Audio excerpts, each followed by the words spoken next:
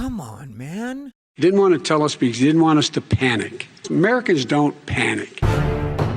Don't panic. Panic. Panic.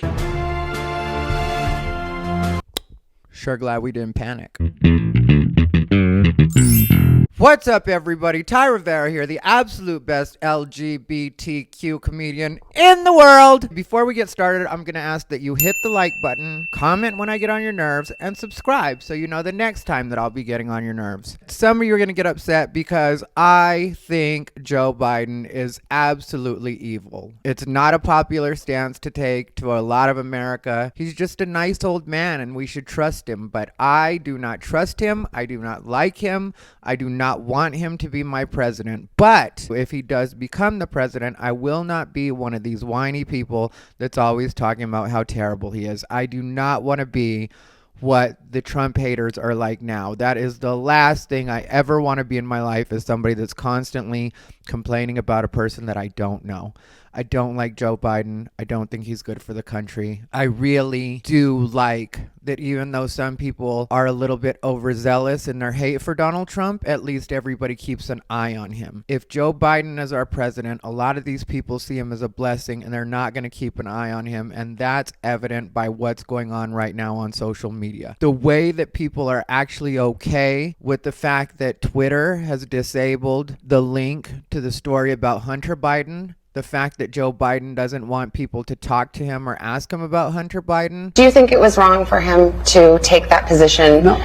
knowing that it was really because that company wanted access to you? Well, that's not true. You're saying things you do not know what you're talking about. How is your role as vice president in charge of policy in Ukraine and your son's job in Ukraine? How is that not a conflict of interest? It's not a conflict of interest. There's been no indication of any conflict of interest from Ukraine or anywhere else. Period. I'm not going to respond to that. Let's focus on the problem. Focus on this man. What is your response to the New York Post story about your son, sir? I know you'd ask it. I have no response. It's another smear campaign.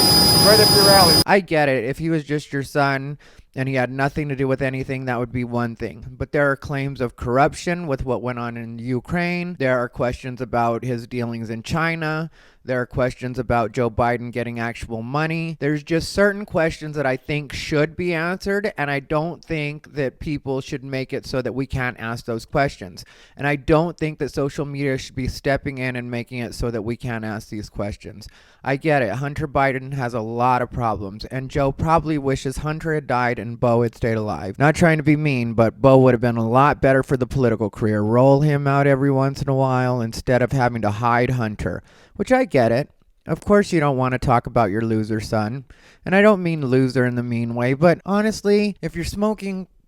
Well, can I say that really quick? When it comes to the media, one of the things that bothers me is they always say that he was seen with a crack pipe, and that is not a crack pipe. I know a crack pipe when I see a crack pipe. That is a crystal pipe. That is a meth pipe. That is a pipe that you smoke either meth or crystal out of. They're basically the same thing. Regional differences. It's basically the drug equivalent of wash or wash. One way or another, Joe Biden's son is a tweaker. That's just what it was. Or he was a tweaker.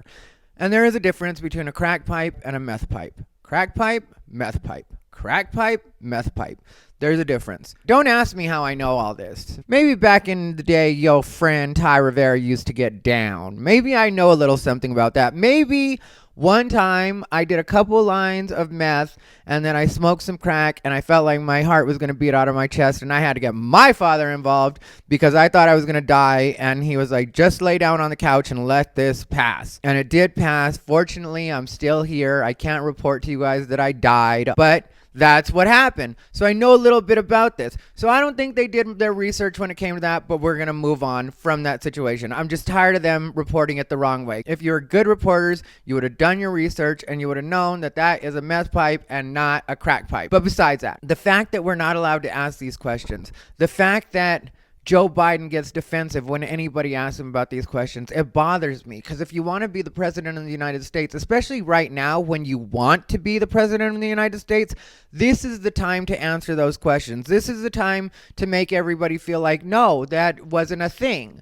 And then we all get like, okay, well, if it wasn't a thing, it wasn't a thing. But the fact that you can't ask about it, the fact that you can't talk about it, the fact that anytime you bring up anything negative about Joe Biden, his supporters or the people that are voting for him get so mad at you. Look at all the stuff they said about Donald Trump that's been uncorroborated. When it comes to the Steele dossier, when people were having all the fun saying that Donald Trump had Russian hookers pissing on him, everybody had a field day with that. Nobody cared. It got shared everywhere on social media. There was never a disabling of the links to the stories. Everybody just went with it. When it came to Donald Trump supposedly saying vile things about Vietnam vets, that too became a thing, even though it was uncorroborated. It was from an anonymous source. Everybody was fine with that. That got shared everywhere.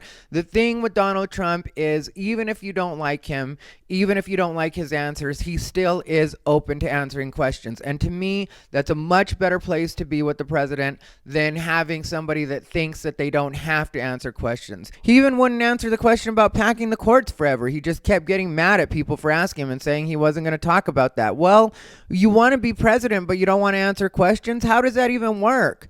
Like I said, Donald Trump may not give you the answers that you want, but he definitely does answer questions. And I haven't heard him say anything's completely off limits.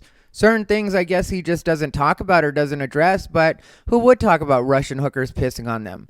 Especially when it's from an uncorroborated source. Like, all of this stuff is just ridiculous to me. They already said Hunter Biden's computer hard drive didn't come from Russian disinformation. Nobody from the Biden family, Hunter Biden himself, hasn't said that those text messages weren't his text messages or those weren't pictures of him. So why is it we can't talk about it? And like I said, if it was just Hunter doing this on his own and it had nothing to do with Joe Biden, if Hunter Biden's business partner didn't come out and say that there was something going on with Joe Biden and that he had talked to Joe Biden himself and they had had dinner with him, then I could see you guys just being like, yeah, let's just completely dismiss this. But that's not the case. So I feel like it's an evil politician that doesn't want us to dig into his life, which, if you don't want to have people dig into your life, don't run for president. We all know how this works. And yeah, you have given us your taxes. Cool on that. But I personally wasn't asking for anybody's taxes. I get it why they want to look at people's taxes, but at the same time, I know a lot of people that have a lot of money and they've always hidden in their taxes. I'm not going to name names, but pretty much everybody I know that has money talks about the fact that they do shady things with taxes, and they don't say it that way, but they give you a wink and a nod and kind of act like, okay, well, you know, there's ways to get around things. So I'm not really down with you just giving your taxes and that being enough. If we have questions, you should have to answer. Why should anybody really be off limits? And why don't we talk about anything good that Donald Trump has done? Donald Trump just recently, 2 days ago, granted clemency to 5 people, 5 different people. Alice Marie Johnson was a big part of that. She's one of the ones he granted clemency to, and then he granted her a full pardon so that she would have a clean record. And she's been working to get people released that have been good after they got arrested. And a lot of those people were people of color, more specifically black people. So why don't we talk about that? Why is that not front page? Instead, all we ever hear about Donald Trump is the bad things. And during the debate, Joe Biden, in my opinion, did pretty horribly, especially when he was asked about the crime bill. He said that he had a Republican Congress, but he didn't have a Republican Congress for the first 2 years. For the first 2 years that he was vice president, they had a Democratic Congress, and he still didn't reverse that. So, to me, Joe Biden is an evil person. I don't trust him. I don't want him to be my president. You guys can do what you want to, vote how you will, but that's where I'm at on it.